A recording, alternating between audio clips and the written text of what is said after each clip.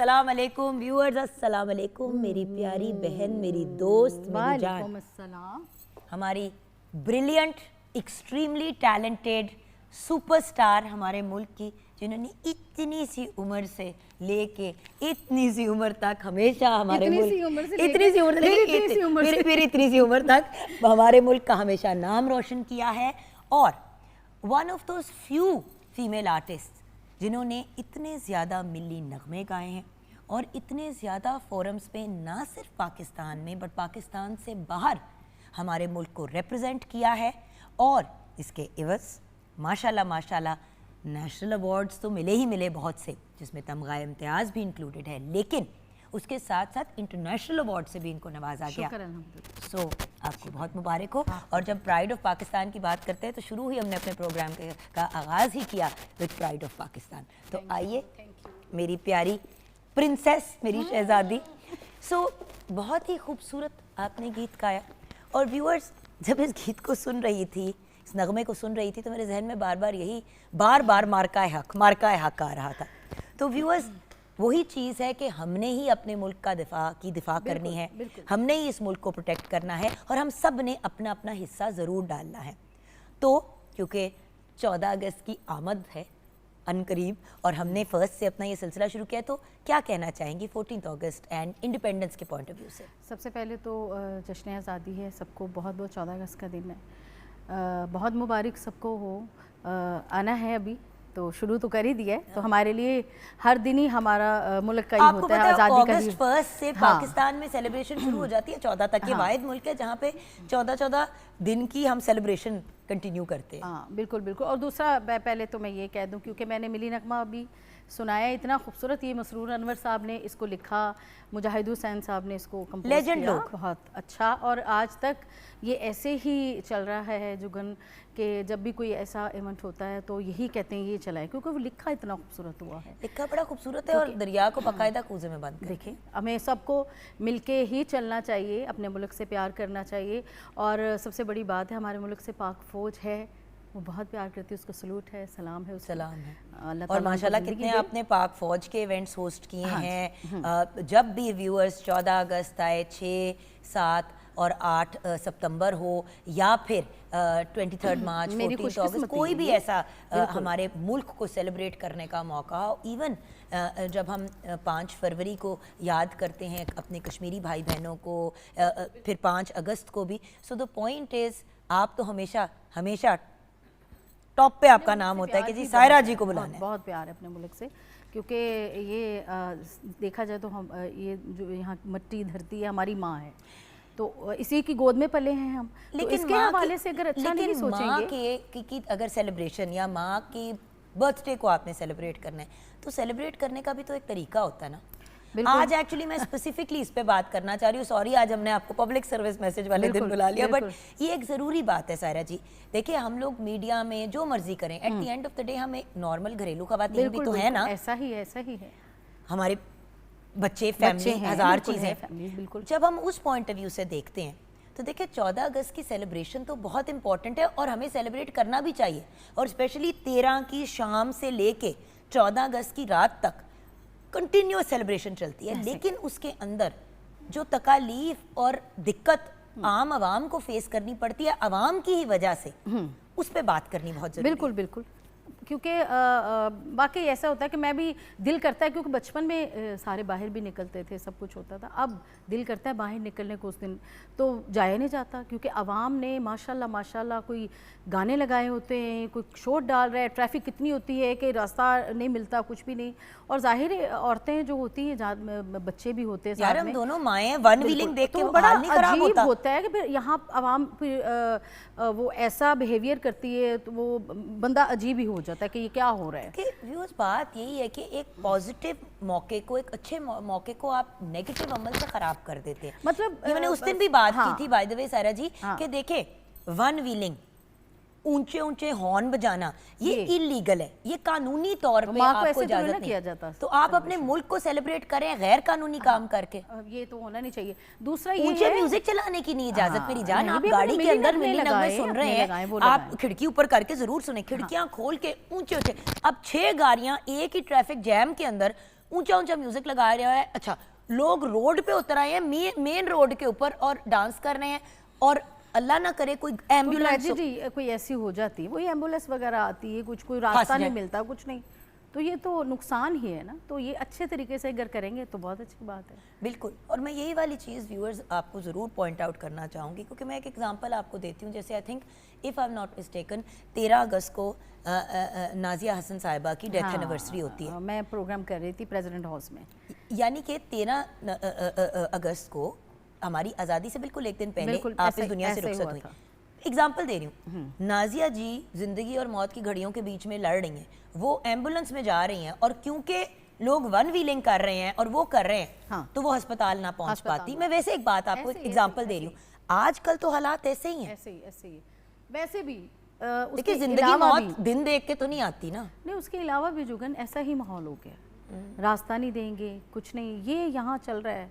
हुकूमत पाकिस्तान को ऐसा तो करना चाहिए ना कि इसको कंट्रोल करवाना चाहिए। हुकूमत पाकिस्तान ने कितने ज्यादा बहुत अच्छा किया, मरियम नवाज साहबा ने बहुत ही अच्छे काम किए, बहुत बहुत अच्छे कर रही हैं। जान, मुझे एक बात बताओ, हर इंसान के साथ एक पुलिस वाला तो नहीं खड़ा किया जा सकता ये भी ना। है बस। हर इंसान, बात ये कि देखिए, आपने और मैंने अपने घरों में कंट्रोल करना है।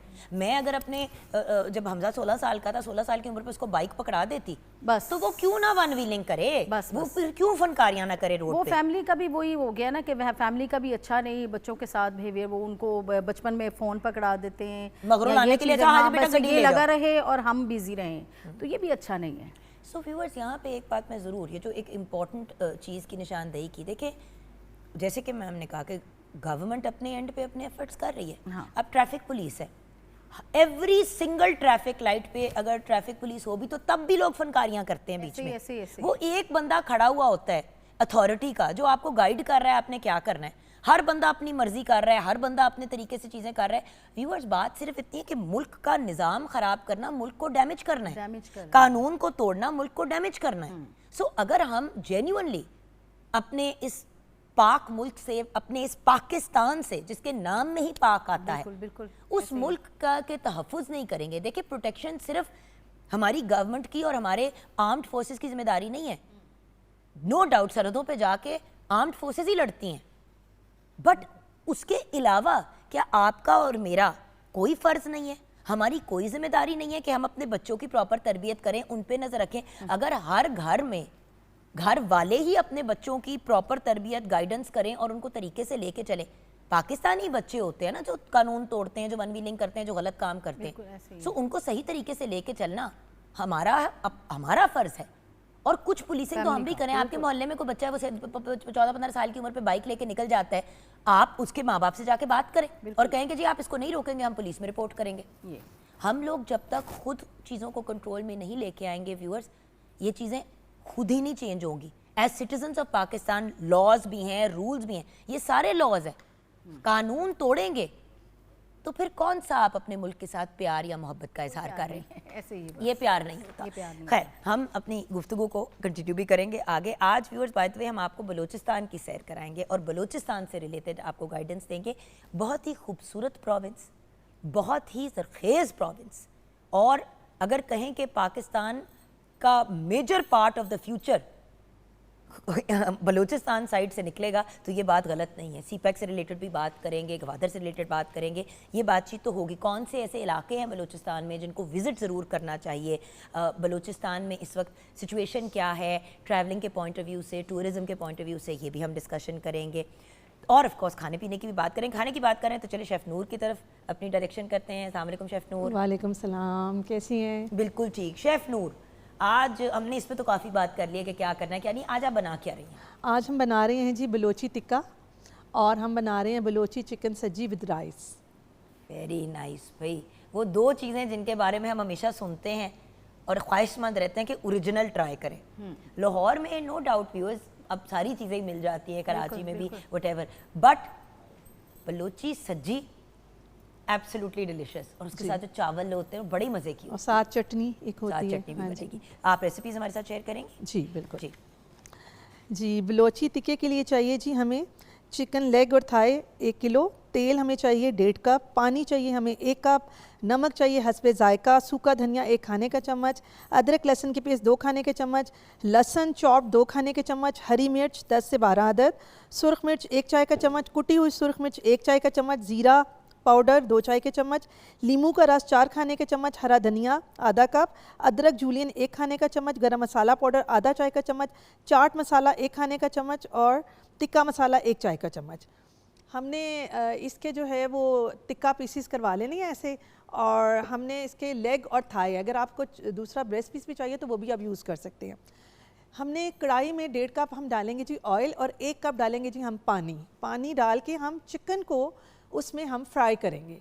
इसमें चिकन गलता भी जाएगा और पानी इसका बिल्कुल ड्राई हो जाएगा। साथ हम लहसुन अदरक की पेस्ट डाल देंगे और चॉप लहसुन भी डाल देंगे और लहसुन भी साथ साथ फ्राई होता जाएगा। आप देखेंगे कि पानी जब बिल्कुल ड्राई हो गया, चिकन का कलर भी गोल्डन हो गया है, तो उसके बाद इसमें हरी मिर्चें हम कट लगा के वो डाल देंगे और उसको अच्छे तरीके से 5 मिनट के लिए और फ्राई करेंगे। जब चिकन देख लें आप, चेक कर लीजिएगा गल गया, तो उसके बाद आपने सारा ऑयल निकाल के और इसको एक बड़े से बाउल में डाल के और सारे मसाले जो हैं वो डाल के इसको मिक्स कर देना है। इस पे मसाले बाद में डलते हैं और मसालों को हल्का सा हम तवे पे रोस्ट करेंगे ताकि वो उसका कच्चापन ख़त्म हो जाए, और उसके बाद धनिया डालेंगे और फिर हम मिक्स करेंगे और नींबू का रस डालेंगे और उसके बाद हम इसको सर्व कर देंगे। ऑसम। सेकंड रेसिपी जो है मैं ज़रा आगे आपसे लूँगी, लेकिन आप अपना काम स्टार्ट करते हैं बिकॉज ऑब्वियसली ये टाइम कंज्यूमिंग चीज़ें होती हैं। और व्यूअर्स, हम जाएंगे ब्रेक की तरफ बलूचिस्तान को ही ट्रिब्यूट पेश करते हुए, और जब वापस आएंगे तो बातचीत करेंगे बलूचिस्तान से related,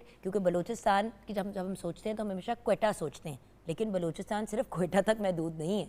so we will talk about Balochistan after a break.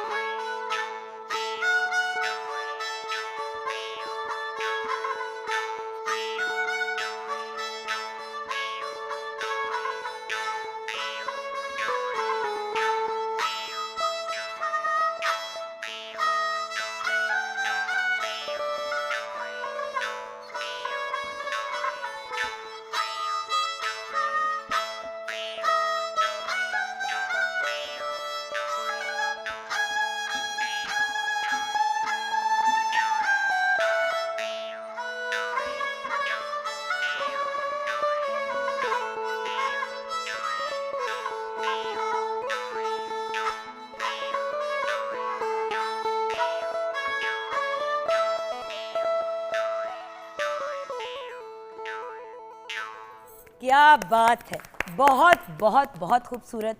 Viewers, Balochistan की सैर करें और हमारे साथ बलूची म्यूजिशंस ना हो, कैसे हो सकता है।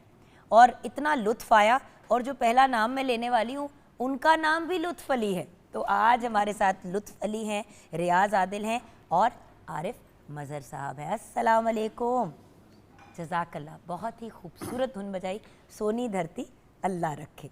और ये तो एक ऐसा मिल्ली नगमा, एक ऐसा गीत है जो व्यूअर्स हम बचपन से स्कूल से सीखते आ रहे हैं। तो दुनिया में किसी भी कोने में कोई भी पाकिस्तानी बैठा होगा, वो 1 सेकंड में धुन को पहचान लेगा, और उसको पेश भी और प्रेजेंट भी इतनी खूबसूरती से माशाल्लाह किया गया। बहुत बहुत शुक्रिया। And then of course the brilliant, the phenomenal Saira Naseem Sahiba तो हमारे साथ ही हैं, और वो वैसे शो पे हो या ना हो मेरे साथ हमेशा होती हैं, और मैं हमेशा इनके साथ होती हूँ। अब हमें 2 बहुत ही प्यारे भाइयों ने ज्वाइन किया है, and we are very grateful कि इन्होंने अपने कीमती वक्त में से हमारे लिए भी वक्त निकाला। जहाँ हम सेलिब्रेशंस कर रहे हैं 14 अगस्त तक, 1 से लेके 14 तक, तो ये लोग भी अपना अपना हिस्सा डाल रहे हैं सेलिब्रेशन में, और इन्होंने अपने टाइम में से हमारे लिए टाइम निकाला। इनका बहुत बहुत शुक्रिया। प्रोफेसर डॉक्टर अमजद अब्बास खान मक्सी हमारे साथ हैं, डायरेक्टर हैं centre of Pakistan studies at university of Punjab. अस्सलाम वालेकुम डॉक्टर। वालेकुम अस्सलाम जी। And then we have with us हमारे बहुत ही प्यारे भाई, प्रोग्राम का ऑन एंड ऑफ हिस्सा रहते हैं, कॉलमिस्ट भी हैं, राइटर भी हैं और कल्चरल एक्सपर्ट भी हैं। अतीक अनवर राजा साहब हमारे साथ हैं। अस्सलाम वालेकुम अतीक भाई। वालेकुम सलाम। अतीक भाई, आप दिन ब दिन जवान होते जा रहे हैं, ये मोहब्बतें हैं, और कुछ हम कहेंगे कि घर वालों का ख्याल रखने को भी इस चीज़ पे ये क्रेडिट मोहब्बत होती है ना, जब घर वाले ख्याल रखना शुरू कर घर दें, वालों की भी और हमारी भी। जब वतन से मोहब्बत हो, जब लोगों से मोहब्बत हो, जब कल्चर से मोहब्बत हो, अपनी ज़ुबान से हो, तो बंदे को वो ना मोटिवेट करती है। बिल्कुल सही। डॉक्टर साहब, आपसे बात का आगाज़ करते हैं। आज डॉक्टर साहब हमारे पास ज़रा कम अरसे के लिए हैं प्रोग्राम में। इनिशियली तो हम फोकस ज़्यादा आप पे रखेंगे, फिर सर हम आपके पास आ जाएंगे। वैसे भी हमने बात करनी है बलूचिस्तान की हिस्ट्री के बारे में, तो सर उसकी हिस्ट्री पे कुछ रोशनी डालेंगे? जैसे आपने बहुत ही, मैं पीटीवी का शुक्रिया अदा करता हूँ कि उन्होंने आज लाहौर में बैठे हुए जिस तरीके से हमें अपने घर सोनी धरती के एक हिस्से, खूबसूरत हिस्से बलूचिस्तान का, जो एक वहाँ का मकामी जो एक साज़ है, उसको बजा के आपने हमें वहाँ की सैर करवाई। तो इस सिलसिले में मैं आपका शुक्रिया अदा करता हूँ। और बलूचिस्तान, जिस तरह के पाकिस्तान एक बहुत ही तारीख़ी ख़ित्ता है, तो बलूचिस्तान भी इसी तरीके से बहुत ही बड़ी तारीख़ी अहमियत का हामिल है। और यहाँ पे जो आप मिलने वाले आसार, मेहरगढ़ जो है वो दुनिया की जो है कदीम तरीन जो तारीख़ों में उसका नाम मिलता है। और वहाँ पे जो हमें आर्कियोलॉजिकल जो साइट्स मिली हैं, तो 8000 कबल मसीह तक उनका जाता है। और उसके बाद जो है जो हमारी इंडस सिविलाइजेशन है, और उसके भी वहाँ पे आसार मिले हैं। तो बलूचिस्तान तारीख़ के हवाले से बहुत ही कदीम तरीन ख़ित्तों में शुमार होता है, और इसी वजह से इसकी जो सकाफ़त है, इसका जो रहन सहन का मकाम है, हमारे इस पूरे ख़ित्ते में अगर हम ये समझते हैं तो बलूचिस्तान बहुत ही एक अहमियत का हामिल है, जिसकी तारीख़ बहुत पुरानी है। और उस हवाले से बाद में जितनी भी यहाँ पे तहज़ीबें आईं, उन सब ने बलूचिस्तान में जो है अपना टाइम गुजारा, और उन सब के असरात आगे चलते हुए, और ख़ित्ता साफ ज़ाहिर है उसमें जो जिस तरीके से अगर हम देखें, समंदर हमें वहाँ पे मिलते हैं, दरिया हमें वहाँ पे मिलते हैं, पहाड़ हमें वहाँ पे मिलते हैं, सहरा हमें वहाँ पे मिलते हैं, जो दुनिया जहान का खूबसूरत फल है वो बलूचिस्तान में हमें मिलता है। तो एक ऐसा प्यारा ख़ित्ता, और वहाँ पे जो एक तारीख़ का एक हिस्सा रहा कि वहाँ पे खूबसूरत दरिया भी अगर बहे, समंदर भी बहे, वहाँ पे सहरा भी अगर हैं, तो कारेज़ का एक बहुत एक तारीख़ी उनके साथ वाबस्तगी थी कि अंडरग्राउंड वाटर चैनल्स से, ताकि उनके ज़रिए वहाँ पे ज़राअत का शोबा भी साथ साथ चलता रहा। और वहाँ पे जो लोग हैं उनकी जो खूबसूरती वहाँ पे, और वहाँ पे इनोवेशन बहुत है, जी, जैसे कि आपने कहा innovations बहुत अंडर है। Water systems and all of that.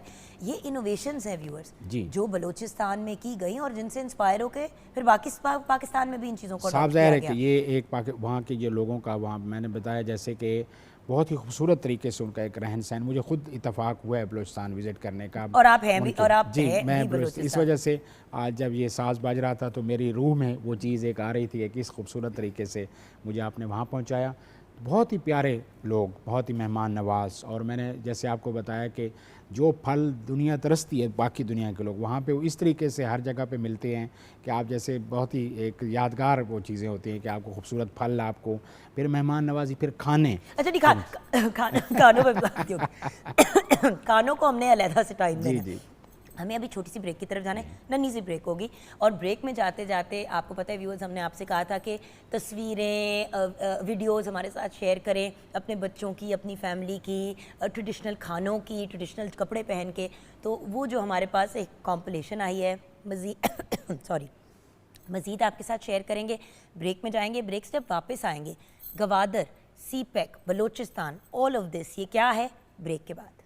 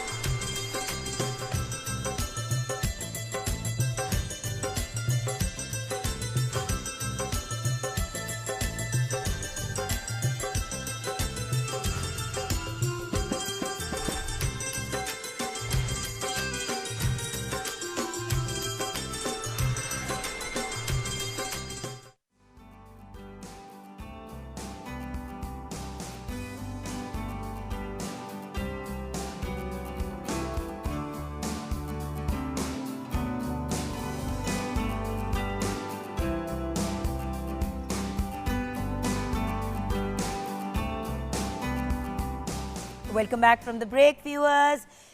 Professor साहब, प्रोफेसर डॉक्टर अमजद हमसे बात कर रहे थे और हमें जल्दी से ब्रेक में जाना था और उन्होंने खाने की बात की।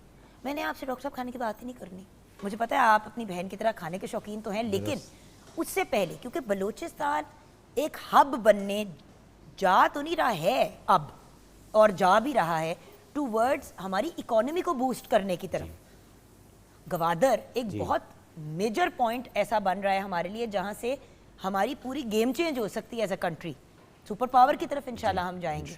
तो सर उसके बारे में बताएं। बलूचिस्तान तारीखी तौर पर एक हब रहा है। आप देखें कि बलूचिस्तान के एक साइड पे अगर ईरान है, एक साइड पे अफ़गानिस्तान है, एक साइड पे बहरा अरब है, तो ये एक बहुत यूनिक किस्म की एक जोग्राफ़ी है जो बलूचिस्तान को अल्लाह ताला की ज़ात ने दी है।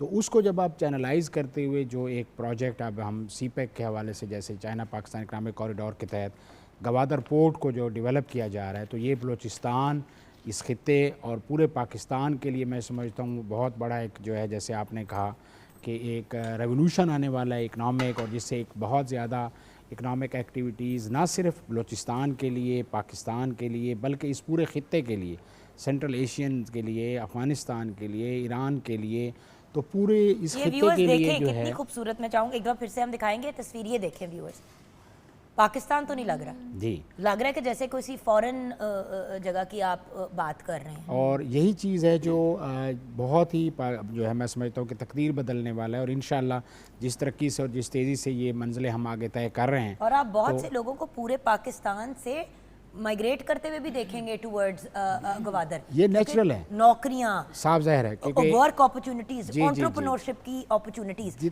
और प्रॉपर्टी। इस वक्त बाय द वे व्यूअर्स एक बात जरूर कहूंगी कि गवादर में पहले से तो ऑब्वियसली कीमतें बढ़ी हैं बिकॉज अब वहां पे वो चीजें हो रही हैं। ये बड़ा अच्छा टाइम है अभी भी गवादर में इन्वेस्ट करने का।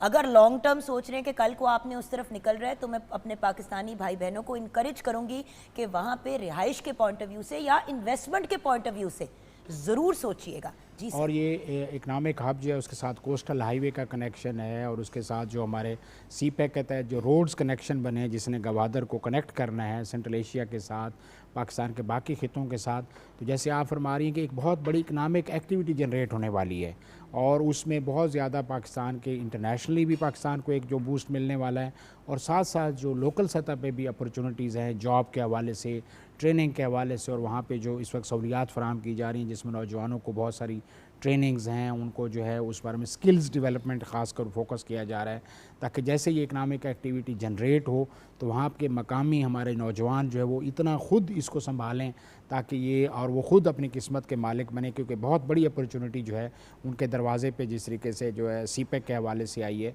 और जो रोड क्योंकि बलूचिस्तान जो है मादनियात के हवाले से भी बहुत ही कुदरत ने उसको माला माल किया है, और वहाँ पे जो मादनियात के हवाले से भी डेवलपमेंट्स हैं, और साथ साथ अगर गवादर के हवाले से जिस तरह चीज़ें इंशाल्लाह आगे चलती हैं तो ये ना सिर्फ बलूचिस्तान के लिए पाकिस्तान के लिए एक बहुत बड़ी खुशखबरी आने वाले दिनों में आ रही है, और इंशाल्लाह हम उम्मीद करते हैं कि अल्लाह ताला की ज़ात पाकिस्तान को बहुत ही इंशाल्लाह आगे अच्छे दिन पाकिस्तान के साथ आने वाले हैं इंशाल्लाह। इंशाल्लाह। अतीक भाई, कल्चर के पॉइंट ऑफ व्यू से बलूचिस्तान, देखिए एक तो पाकिस्तान का कल्चर है और एक बलूचिस्तान, और फिर हमारे सूबों का अपना कल्चर है, और सूबों के अंदर भी इलाके हैं, तहसीलें हैं, उनका अलहदा कल्चर है। सो बलूचिस्तान का अगर कलेक्टिव कल्चर कहें तो वो क्या होगा? जैसे मैंने मेहमान नवाज जैसे कि सर ने कहा, तो और क्या क्या ऐसी क्वालिटीज़ हैं वहाँ पे? असल में आपने बहुत खूबसूरत सवाल किया है। हम जब बलूचिस्तान की बात करते हैं तो हम ग्वादर की बात करते हैं, सी पैक की बात करते हैं, लेकिन हम वहाँ की वो खूबसूरत झीलों की, वो खूबसूरत लोगों की मेहमान नवाजी की बात नहीं करते। मेरे ख़्याल में हमें हुकूमत को, आवाम को प्लान बना के ग्वादर की जो बलूचिस्तान है उसकी सियाहत है उससे प्रमोट करने की कोशिश करनी चाहिए। सर मैं 15 साल पहले भी क्वेटा जा चुकी हूँ। जी जी। उस वक्त जब एक्चुअली हालात बड़े अप एंड डाउन थे, मैं तब भी गई वहाँ पे, कैंट के एरिया में रही, वहाँ पे ड्रामे की पूरी शूट करके आई। जितना प्यार, जितनी मोहब्बत, जितना रिगार्ड मुझे क्वेटा में मिला, मुझे कभी कराची, लाहौर में इतना लव, प्यार और मोहब्बत नहीं मिली आवाम से। सीधी बात है, क्योंकि वहाँ पे प्रोजेक्ट्स भी कम होते थे। आज भी व्यूअर्स, उस वक्त भी गई, फिर एक दफ़ा गई, अब इंशाल्लाह 13 अगस्त को मेरा चक्कर लगेगा, क्योंकि 13 को वहाँ पे मैं इस बार एज अ होस्ट जा रही हूँ उनकी आज़ादी की सेलिब्रेशंस के लिए। तो मैं आपको एक बात बताऊँ व्यूअर्स, मेरे लिए पर्सनली ये बड़ी एक्साइटिंग चीज़ है कि हर कोई 5-6 सालों के बाद मेरा क्वेटा का चक्कर लगता है, और मैं आपको अगर पर्सनली ये बात कहूँ तो मुझे वहाँ पर ना तो कोई प्रॉब्लम, ना कोई इशू नज़र आया, बल्कि quite a secure situation. Certain जगहें हैं जहाँ पे एहतियात करनी है, बट व्यूअर्स वो तो दुनिया में हर जगह कुछ ऐसी जगहें होती हैं जहाँ पे आपने एहतियात करनी है। तरीके से चलेंगे तो कोई इशू नहीं होगा। असल में जो अभी बात आपने की है ना कि कुछ थोड़ी सी चीज़ें होती हैं जो एहतियात करनी है, मेरे ख्याल में जब आप किसी भी इलाके का ज़बान, उसकी शायरी, उसके कल्चर को प्रमोट करते हैं ना, तो लोगों के अंदर जीने की उमंग पैदा होती है, लोगों के अंदर वतन से, धरती से मोहब्बत के जो जज्बात हैं वो परवान चढ़ते हैं। बलूचिस्तान में ख़ास कर ये ज़रूरत है कि वहाँ के जो कल्चर है, वहाँ जो लोग हैं, जो शायर हैं, जो उनके गुलकार हैं, जो लोकल होते हैं, जो लोग गुलकार होते हैं ना, वो लोगों की बोलियाँ बोलते हैं।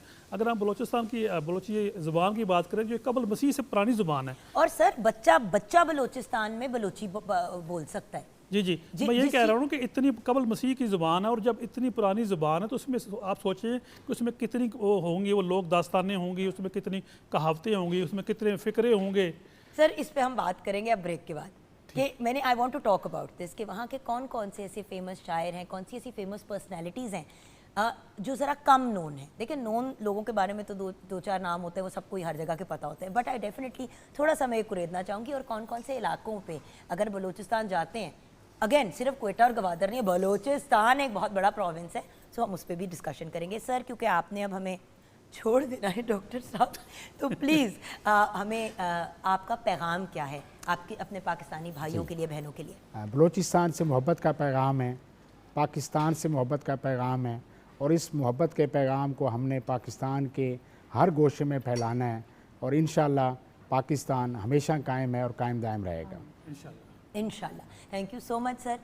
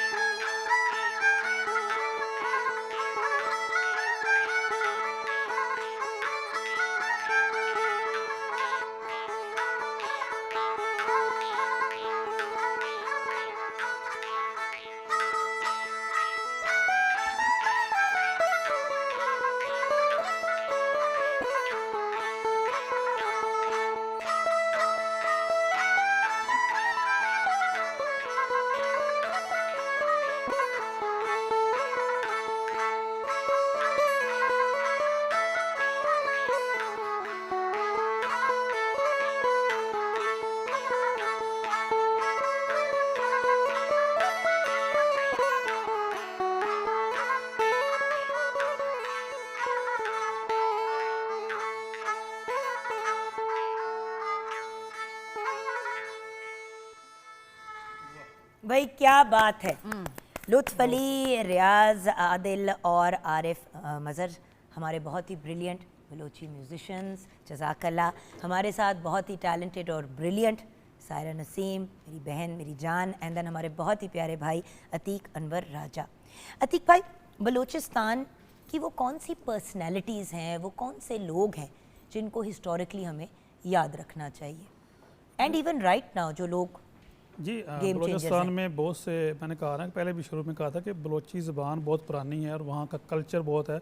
वहाँ पे राइटर्स बहुत हैं, मीर गुल खान नज़ीर हैं, काजी मुबारक हैं, अता शाद हैं और इस तरह के बहुत से नाम हैं। और अभी आप बात कर रहे थे कि मशहूर लोग, मेरे ख्याल में जैसे जैसे आवाम उनको सुनती है, उनका कलाम पढ़ा जाता है। अभी सारा जिस वक्फे में कह रही थी कि कलाम जो वो कलाम, वो बात जो टीवी प्ले हो जाती है, जिसे कोई गुलकार गा देता है ना, वो मशहूर हो जाती है। तो जैसे जैसे उन लोगों का, उनके शायरों का, उनके दूसरे जो जिस शोबे में भी लोग हैं, अगर उनको उस तरह प्रमोट किया जाएगा तो वो मशहूर होते चले जाएंगे। वहाँ पे टैलेंट की कमी नहीं है, वहाँ पे लोगों के अंदर वो हर तरह की चीज़ें हैं और बहुत से लोग जो है अपना नाम मनवा रहे हैं, उनका टैलेंट सामने उभर के आ रहा है, हर खेलों में भी आ रहा है। सिर्फ़ और सिर्फ हमने करना क्या है, उनको मौके देने हैं, उनको सामने लेके आना है। और जैसे जैसे हम उनको सामने लेके आते रहेंगे, मेरे ख्याल में बलूचिस्तान पाकिस्तान का वो जो है ना, वो कहते हैं ना सिर्फ मुआशी हब बनेगा बल्कि सकाफ़ती हब भी बनेगा। और दुनिया आज सकाफ़त से भी, सियाहत से भी बहुत सा ज़र मुबादला भी कमा रही है और लोगों के अंदर मुल्क का एक अच्छा इमेज भी जाता है। और ये एक बड़ी इम्पॉर्टेंट चीज़ है सर, बिकॉज हर बंदा अपनी टो में लगा होता है कि हम अपने आप को, मतलब अपने आप को रिकग्नाइज़ कराएं। लेकिन जब ये हम याद रखते हैं कि हमारी identity first as a Pakistani है, जी। फिर एनीथिंग एल्स, तो तभी इंसान कामयाबी जो एक्चुअली एक कामयाब इंसान होता है। अभी आपने कहा ना कि मैं समझता हूँ कि जिस तरह हम कहते हैं ग्वादर है, सी पैक है, बलूचिस्तान में मुख्तलिफ छोटे छोटे या बड़े सनती यूनिट लगाने चाहिए और वहाँ पे मकामी लोगों को तरजीही बुनियादों पे रोज़गार मिलना चाहिए। पंजाबी कहते हैं ना, जिदे घर दाने उदे कमले भी सियाने। जब घर में रिज़्क आता है, खुशहाली आती है, तो लोगों का सोचने का अंदाज़ और बेहतर हो जाता है। उनका वो अपने बच्चों की बेहतर ज़िंदगी सोचते हैं, कहते हैं उनका अच्छा घर हो, इनका अच्छा स्कूल हो, इनका अच्छा लाइफस्टाइल हो। तो मेरे ख्याल में सबसे जो ज़रूरी है वहाँ पे सनती यूनिट हो, उनको सरमायाकारों को भी कुछ वक्त के लिए रहते दी, लेकिन उनको पाबंद किया जाए कि जो मकामी लोग हैं हर सतह पे, वो एक वर्कर से लेके एक चीफ तक, जहाँ जहाँ भी है, जिस तरह लोग हैं, जितने पढ़े लिखे हैं, जितनी उनके पास स्किल्स हैं, उनको वहाँ पे ही, उनके घरों के नज़दीक ही। और सबसे बड़ी बात, आज से 2-3 साल पहले यहाँ पे एक उनके वज़ीर आए हुए थे, वो कहते थे हमारे पास उस्ताद नहीं है।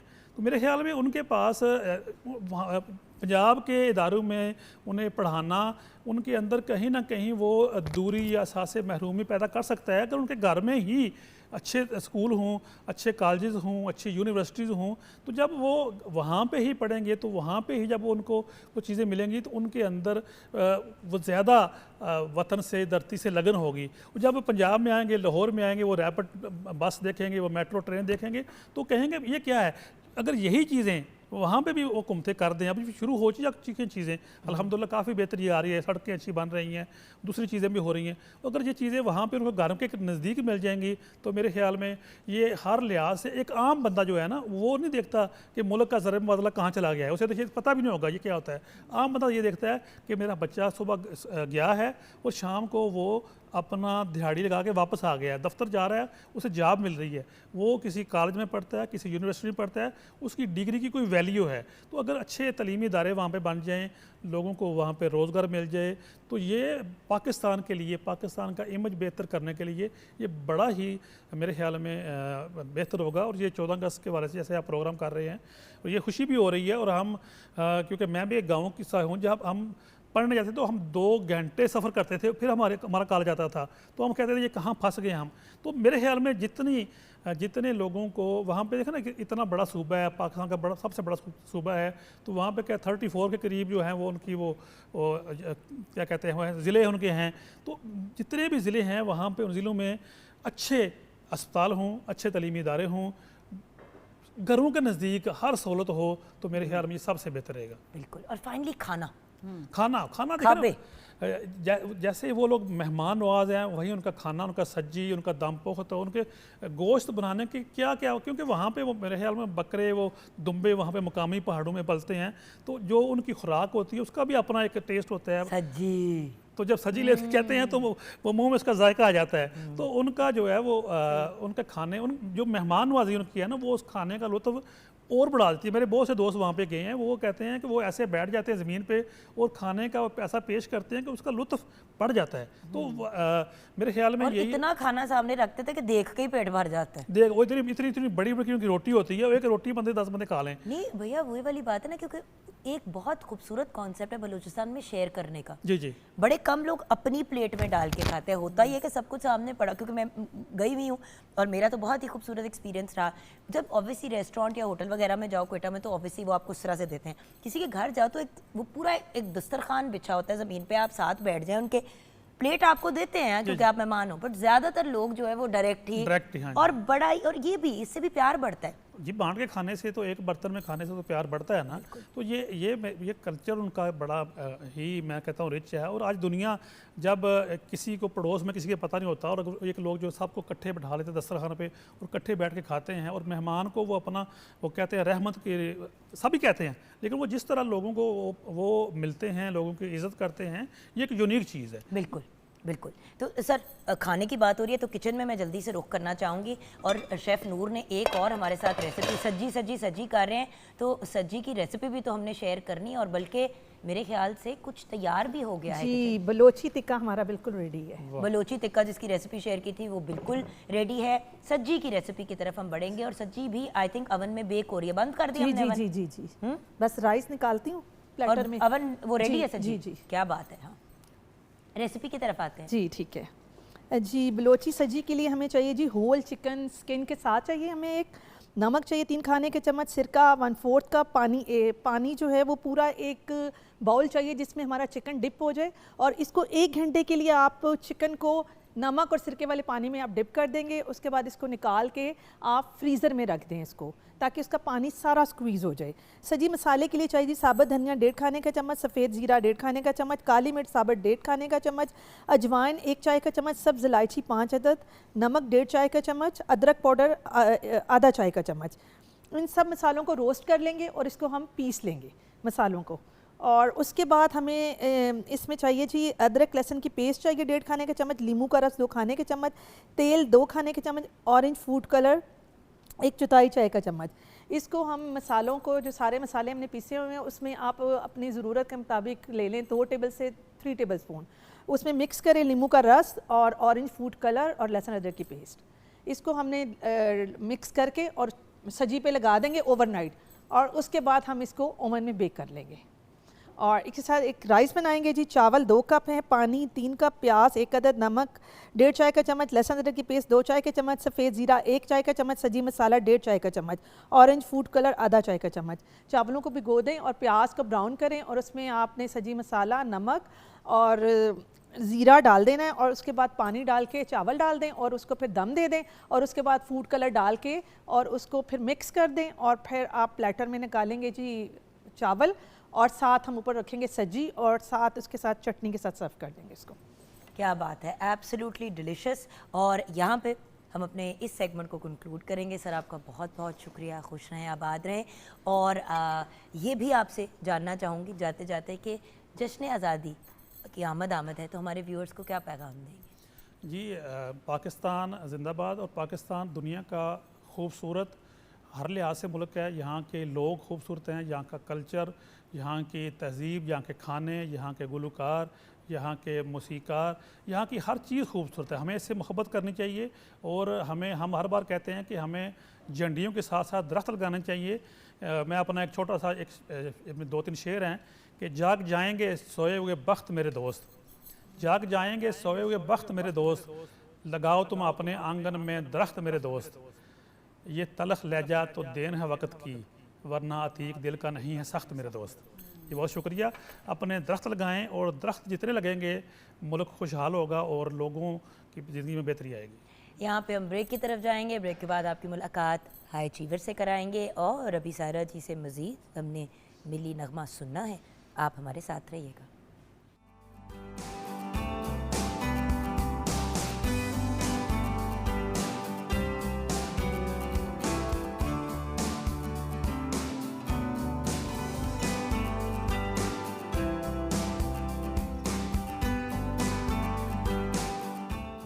Welcome back from the break viewers. Kitchen में जल्दी से नज़र डालेंगे क्योंकि फिर हमारे साथ एक नहीं, दो नहीं, 3 हाई अचीवर्स हैं। क्योंकि देखें, उस्ताद भी तो eight the end of the day achiever होता ही है। किंग भी होते हैं, किंग मेकर्स भी होते हैं और कुछ किंग्स भी किंग मेकर्स होते हैं। तो आज आपकी उनसे भी मुलाकात कराएंगे। जी शेफ नूर। जी, बलोची टिक्का हमारा रेडी है और साथ ये चिकन सज्जी और राइस और चटनी के साथ हम सर्व करेंगे। Amazing, thank you so much chef Noor. Welcome. शुक्रिया, आपने अब हमारा बलूचिस्तान का सफ़र एक तरह से मुकम्मल कर दिया। जी बिल्कुल। अब हम बढ़ते हैं टुवर्ड्स आर अचीवर्स। जैसे कि आप जानते हैं, from the 1st of August आज तक एंड इंशाल्लाह till the 13th of August हम आपकी डेली हाई अचीवर से भी मुलाकात कराएंगे और उसके साथ साथ अपनी सेलिब्रेशंस को जारी रखेंगे। क्योंकि अपने अचीवर्स को भी तो हाईलाइट करना इंडिपेंडेंस के करीब मेरे ख्याल से, वैसे तो हर वक्त करना चाहिए, ये हमारे मुल्क का नाम रोशन कर रहे हैं।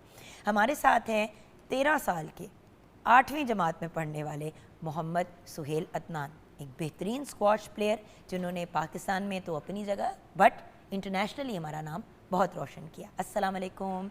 वालेकुम सलाम, आप कैसे हैं? बिल्कुल ठीक बेटे, आप ठीक ठाक हो? जी जी, अल्लाह का शुक्र। Then we have with us Mohammad Asim Khan. आप भी स्क्वॉश प्लेयर हैं एंड अनदर पर्सनालिटी जिन्होंने ना सिर्फ पाकिस्तान में अचीवमेंट्स की लेकिन पाकिस्तान से बाहर जाके भी हमारे मुल्क का नाम रोशन किया। अस्सलाम वालेकुम आसिम। वालेकुम सलाम, thank you for having us. अल्हम्दुलिल्लाह, मोस्ट वेलकम। अब ये बताओ, नाम मोहम्मद है कि आसिम है? मोहम्मद आसिम खान है नहीं पूरा तो नाम। अगर घर पे क्या बुलाते हैं?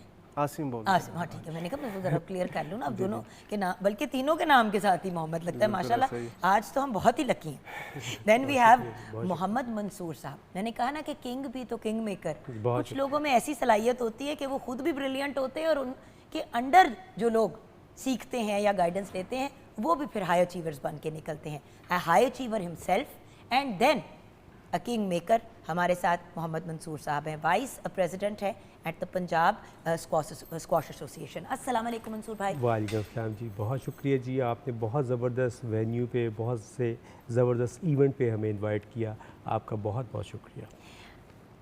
मंसूर भाई, मुझे ये बताएं कि जब हम बात करते हैं स्क्वॉश की तो आज हमारे साथ 2 बहुत ही ब्रिलियंट, अगर इनको हाई अचीवर्स कहूँ तो ये बात गलत नहीं होगी, पहले वक्तों के स्क्वॉश प्लेयर्स याद आ जाते हैं इन बच्चों को परफॉर्म करते हुए देखते हुए। जब जांशीर खान होते थे, जहांगीर खान होते थे, उसके बाद एक बहुत बड़ा स्लम्प आ गया। जी बिल्कुल। तो ये जो 2 हीरे आप लाए हैं, इनके बारे में हमें क्या बताएंगे? जी, ये जो आपके साथ वो सुहेल अदनान अंडर 13 का हीरा एक बैठा हुआ है, ये आफ्टर 18 ईयर्स के बाद ब्रिटिश जूनियर हमने बर्मिंघम में, लंदन में, इंग्लैंड में जाके जीती आफ्टर 18 ईयर्स के बाद। उसके बाद इसको सरकारी अवार्ड भी मिला जी, सीएम साहिबा की तरफ से इसको 5 मिलियन के अवार्ड मिला, और जो कि हमारे लिए बड़ी ग्रेट अपॉर्चुनिटी है। दूसरा, ये जो आसिम है, इसने अमेरिका में एक आफ्टर 25 ईयर्स के बाद मेडल जीता। ये भी आपके पास एक ग्रेट अचीवर सामने बैठा हुआ है। तो ऑब्वियसली मैं पीटीवी का बड़ा शुक्रगुजार हूँ कि वो उन्होंने ऐसे उभरते हुए डायमंड्स और नए टैलेंट को अपने पास यहाँ पे बुलाया और उनको भी मीडिया कवरेज दी। देखिए मंसूर भाई, बात बड़ी सिंपल है। हम अपने बच्चों को इनकरेज करेंगे, इनको पुश करेंगे, तो तब मज़ीद इंसान में एक डिज़ायर पैदा होती है ना। एक चैम्पियनशिप आप जीत लो या एक भी मेडल घर लेके आ जाओ तो घर वाले तो खुश हो जाते हैं। आपको पता है, उसके बाद मेडल के बाद मेडल आता भी रहे तो घर वाले उतने खुश होते हैं, मतलब और क्या ज़्यादा से ज़्यादा हो जाता है। पर जब आपका नेशन आपको रिकग्नाइज़ करता है, जब सीएम साहिबा आपको इनाम देते हैं, रिकग्नाइज करते हैं, कोई अवार्ड देते हैं, कोई सर्टिफिकेट देते हैं, उससे बहुत फ़र्क पड़ता है। बिल्कुल। दैट मीन्स आपका सिर्फ आप नहीं मेहनत कर रहे, आपका नेशन आपको ओन कर रहा है। और ये एक इम्पॉर्टेंट चीज़ होती है। तो बेटे, आपकी स्क्वॉश की जर्नी कैसे स्टार्ट हुई? सुहेल बेटा। जी, बेसिकली ये मेरी फैमिली गेम है। मेरे पहले बाबा खेलते थे, वहीं से मैंने नेशनल स्टार्ट की, ट्रेनिंग की। नेशनल में अंडर 11 नंबर 1 रह चुका हूँ, 13, 15 भी, अंडर 15 नंबर 1 भी हूँ। तो अभी इंटरनेशनल मेरे पास एशियन 2 टाइम अंडर 13 चैम्पियन हूँ, फिर ब्रिटिश स्कॉटिश जीता हूँ, ब्रिटिश जूनियर चैम्पियन हूँ। बिल्कुल ऐसी जर्नी स्टार्ट हुई काफ़ी। अब मैं ट्रेनिंग कर रहा हूँ ब्रिटिश पंजाब स्क्वॉश कॉम्प्लेक्स में, मंसूर भाई के हैं, वो हैंड ओवर कर रहे हैं सब कुछ। वंडरफुल। आपकी कहानी? कहाँ से बिल्कुल शुरू होती है? हमारी फैमिली में कोई भी नहीं है खेलने वाला, मैं अकेला था। मुझे शौक था स्ट्रीट्स में ना, काफ़ी फुटबॉल, क्रिकेट, बैडमिंटन में हर एक किस्म की स्पोर्ट्स खेलता था। How amazing. तो मतलब सारी रात बाहर रहना, सारा दिन स्पोर्ट्स खेलना, तो इस वजह से मेरे अब्बू ने जो है ना मुझे स्क्वाश में इंट्रोड्यूस कराया। तो मेरा जो पहला टूर्नामेंट हुआ था इंडिया में हुआ था 2014 में, तो वो मैं जाके जो है ना इंटरनेशनल लेवल पे मैंने वहाँ पे ब्रॉन्ज मेडल लिया था। तो उसके बाद जो है ना मुझे शौक काफ़ी पैदा हुआ, फिर मेरा इंटरनेशनल करियर का आगाज़ हुआ। तो सबसे पहला बेटा एक्सपीरियंस जो था पाकिस्तान से बाहर जाने का, वो आपका हुआ क्रॉस द बॉर्डर? जी बिल्कुल, इंडिया। लो जी, वैसे देखिए दिल्ली जो गया भी था, बात है वही दिल्ली। वाली बात है, वो जब यहाँ आके खेलते हैं तो उनका तरह निकला होता है, हम भी जब वहाँ पे जाते हैं तो एक नर्वसनेस तो होती है क्योंकि होम ग्राउंड नहीं होता ना। जी बिल्कुल, किसी भी स्पोर्ट में जब आप घर पे खेल रहे होते हो तो एक डिफरेंट लेवल ऑफ आपको सपोर्ट मिलती है, बिल्कुल ऐसा ही है। बट जब आप कहीं और खेलते हैं और स्पेशली ऐसा मुल्क जिसको टेक्निकली जैसे दुश्मन मुल्क है ना हाँ, हमारा, बिल्कुल। तो वो एक्सपीरियंस कैसा था आपका? नहीं, काफ़ी अच्छा था इंडिया में जाके। जब आप, क्योंकि आपको पता है पाकिस्तान इंडिया के हमेशा से, और जब मैच भी होता है काफ़ी क्राउड होता है, तो इंडिया के तो काफ़ी लोग थे, पाकिस्तानी हमारे कुछ प्लेयर्स थे और 5-6 प्लेयर्स हो गए, लेकिन वहाँ पे जाके ब्रॉन्ज मेडल जीतना और इंडिया के प्लेयर्स को हराना, वो तो फिर आप बेहतर उम्मीद समझते थी कि मिलेगा?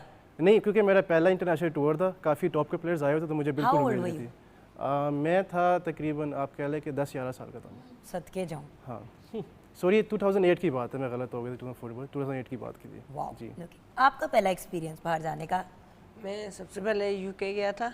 कितने सालों के थे? मैं था 12 ईयर का, साल पहले गया था, तो काफ़ी अच्छा एक्सपीरियंस था। मैं इंडिया के प्लेयर को भी जीता था 3-2, काफ़ी क्लोज मैच हुआ था उसके साथ, और क्वार्टर फाइनल लूज़ किया था क्योंकि पहला एक्सपीरियंस था, पर फिर ट्रेनिंग करी तो अगले साल वही टाइटल मैंने जीता। और ये 31 मेडल्स कब जीते थे? ये एशियन जूनियर 21, जी ये अभी साल पहले हुई थी, एशियन जूनियर पाकिस्तान में हुई थी। ये लास्ट ईयर? जी लास्ट ईयर। उसमें 31 गोल्ड मेडल्स? जी क्या बात है आपकी पुत्र, ऐसे कह रहे जीजी के जैसे 31 मटर या चने जमा किए थे। जी ये एक्चुअली एशियन अभी रिसेंटली जीत गया है जी, ये मार्च में एक इवेंट हम आफ्टर इसकी एक्चुअली जर्नी ये है कि स्कॉटिश जूनियर दिसंबर 2024, वहीं से हम बर्मिंघम चले गए, स्कॉटलैंड से बर्मिंघम चले गए, वहाँ पे ब्रिटिश जूनियर टाइटल जीता। और सर आप कंटिन्यूअसली इन बच्चों के साथ होते हैं? जी ऑफ कोर्स जी, इसके साथ बच्चों को एक्चुअली नहीं सर, हर कोई नहीं करता, मैं इसीलिए पूछ रही हूँ कि आपकी पोस्ट पे यूजुअली कहा जाता है कि अच्छा भी हम बंदा साथ भेज देंगे व्हाटएवर, जो आप खुद जा रहे हैं बहुत बड़ी बात है। नहीं जी, इसको हम लुक इनटू करते हैं अपने इवन देन के आप ये तो नर्सरी जो सी है वो तैयार होके आई है ना, आप कभी पंजाब स्क्वाश में विज़िट करें तो आपको अंदाज़ा होगा, वहाँ पे बहुत से ग्रास रूट लेवल पे जो हमने भी रिसेंटली समर कैंप लगाया हुआ है, बहुत से स्कूल से बच्चे बच्चियाँ छोटी छोटी 11 साल 8 साल 9 साल छोटे छोटे से हाथों से रैकेट पकड़ के वहाँ पे आते हैं, और वो आप सोचो हाथ का जो है वो खेल रही हो, क्यूटी पाए चुटकी से फुटबॉल खेलती है, मैं सोचो वो स्क्वाश खेल रही है, मैं चुटकी से, मतलब इट्स ट्रू। और स्क्वाश एक बड़ी सीरियस स्पोर्ट है जी, बहुत हार्ड गेम है जी। मैं ये नहीं है कि आप अपने टीम मेंबर पे, basically it's a 2 person game, और आप अकेले वहाँ पे खड़े हुए अपने आप को लेके चल रहे हैं। ये भी नहीं है कि थक गए टूट गए तो आपने स्विच कर लिया, व्हाटएवर, आप ही आप हैं। इंडिविजुअल गेम है ना जी, यहाँ पे ये ऐसा कोई स्पोर्ट्समैन नहीं खड़ा कि 11वां खिलाड़ी है तो अगर कोई अच्छा खेल गया तो ठीक है, ये तो हाफ एन आवर में पता चल जाता है बच्चा कैसा है, किस कैलिबर का है। तो मेरी तो, और टू बी ऑनेस्ट आपके तवज्जुह से यही रिक्वेस्ट होगी कि बच्चों को किसी ना किसी स्पोर्ट्स में ज़रूर डालें ताकि बच्चे अपने गैजेट से दूर रहें। ये जो गैजेट है ये बच्चों को तबाह करता है। तो स्पोर्ट्स में अब ये जो बच्चे हैं वो इस कदर थके होते हैं कि रात को वो जब जाते हैं और लेट जाते हैं, 2-3 घंटे इन्होंने खेला होता है सुबह, उसके बाद स्टडी, और उसके बाद ये इनको पता नहीं होता हम कहाँ पे हैं। अच्छा, ये एक बड़ी वैलिड सवाल है बेटा, पढ़ाई और ये सारी चीज़ें साथ कैसे लेके चलते हो? स्केड्यूल क्या होता है आपका दिन का? आपसे भी यही सवाल है, आप ही पढ़ाई कंटिन्यू कर रहे हो या अभी? मेरी स्टॉप हो गई। हाँ, मैंने जी हाँ, छोड़ दी थी। सही। तो बट स्केड्यूल को कैसे मैनेज करते हो अपने? जी काफ़ी मुश्किल होती है क्योंकि जब ट्रेनिंग करके जाओ तो स्टडी करनी होती है। बाबा भी वो छोड़ते नहीं कि स्टडी, पहले स्टडी है फिर स्क्वाश है, तो स्टडी करके फिर ट्रेनिंग। भाई ये तो हमारे कायद का भी पैगाम था जी कि यंगर ईयर्स में आपने अपनी एजुकेशन पे फोकस करना है और अपनी ग्रोथ पे फोकस करना है। 100%। बाद में बहुत टाइम है सब चीज़ें करने का, तो तालीम तो एक बहुत इंपॉर्टेंट एलिमेंट है। तो फिर बैलेंस बेटा कैसे ढूंढते हो, मतलब तवाज़ुन कैसे ढूंढते हो?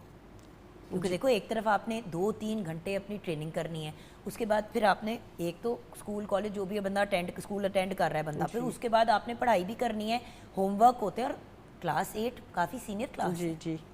तो मैं मॉर्निंग टाइम 5 o'clock ट्रेनिंग करता हूँ, जॉगिंग, फिर स्कूल चल जाता हूँ, फिर आता हूँ तो फिर मेरे कोच से ट्रेनिंग करता हूँ, फिर एकेडमी जाता हूँ, फिर सो जाता हूँ। और सारा दिन ऐसे ही गुजर जाता है। और दोस्त यार वगैरह? जी वो है स्क्वाश कोर्ट में ही है। नो स्क्वाश जी जी।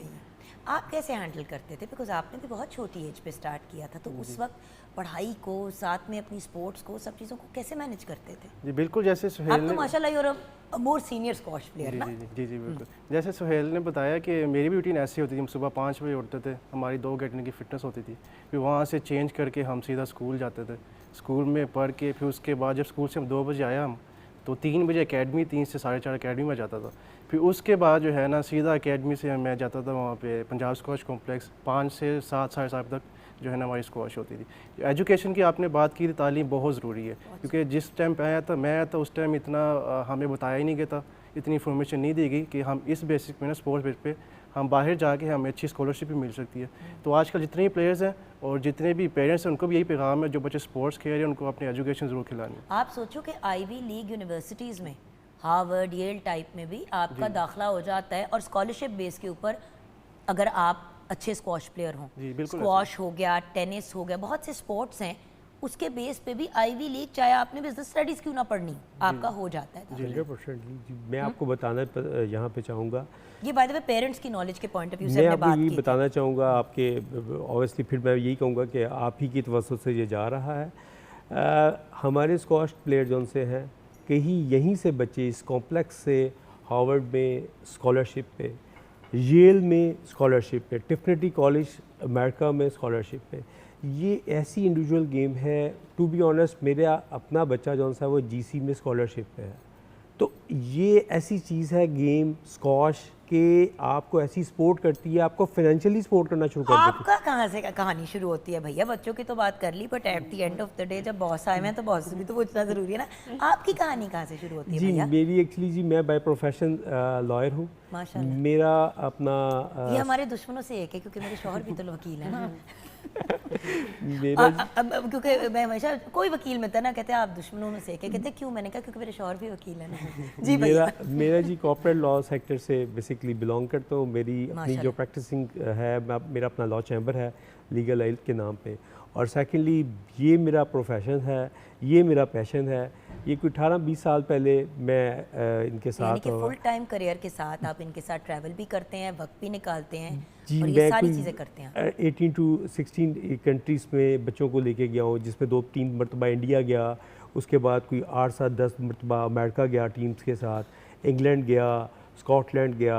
बड़ी मतलब एज आ मैनेजिंग करैक्टर है मेरा कि बच्चों को सपोर्ट करनी, मोटिवेट करना, और इनको जो इश्यूज़ होते हैं उनको फेस करना, उनको फोकस करना। इसी व्यूअर्स, इनकरेजमेंट की जो जर्नी होती है ना, वो शुरू घर से होती है, फिर आपके असातिज़ा, फिर वो लोग जिनके साथ आप, जैसे कि सूर भाई आप हैं, आपका एक बड़ा इंपॉर्टेंट रोल है, और उसके बाद फिर मीडिया का एक बड़ा इंपॉर्टेंट रोल आता है व्यूअर्स, एंड ऑफ कोर्स हमारे स्टेट का भी। स्टेट के पॉइंट ऑफ व्यू से जब बात करें, सीएम साहिबा ने, जैसे कि आपने सबसे पहली बात ये की कि उधर से भी आप लोगों को बहुत रिकग्निशन मिली मरीम नवाज साहिबा की तरफ से, और एंड ऑल्सो सबसे बड़ी बात यह कि वो चीफ मिनिस्टर साहिबा तो हैं, लेकिन एक माँ भी हैं, तो हमेशा उस पॉइंट ऑफ व्यू से देखती हैं कि जब हमारे मुल्क के बच्चे कोई भी अच्छा काम करते हैं, नॉट जस्ट पंजाब, पूरे पाकिस्तान में कोई बच्चा अगर अमेजिंग काम करता है तो हम उसको ज़रूर क्रेडिट दें और उसकी हौसला अफजाई करें।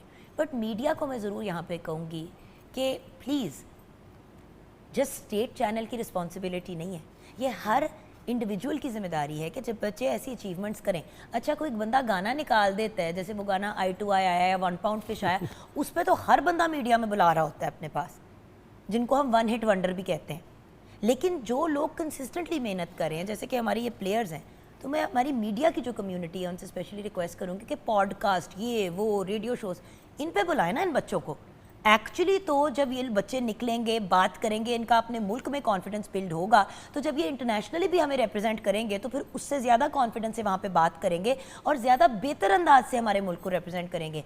बट वो बेस तो यहाँ पे बने, बाहर के ममालिक में बच्चे अचीवमेंट शुरू करते हैं, फ़ौरन वो मीडिया पे आना शुरू हो जाते हैं, उनकी ऐसी ग्रूमिंग होती है क्योंकि मीडिया भी उनकी ग्रूमिंग कर रहा होता है। तो यहाँ पे इतने दिनों से हम डिफरेंट बातें कर रहे हैं, मैं मीडिया से स्पेशली रिक्वेस्ट करूँगी कि टैलेंटेड ब्रिलियंट बच्चों को मंजर आम पे लेके आएँ, हमारी रिस्पॉन्सिबिलिटी बनती है यहाँ पे, क्योंकि हमने शो के कंक्लूजन की तरफ भी जाना है।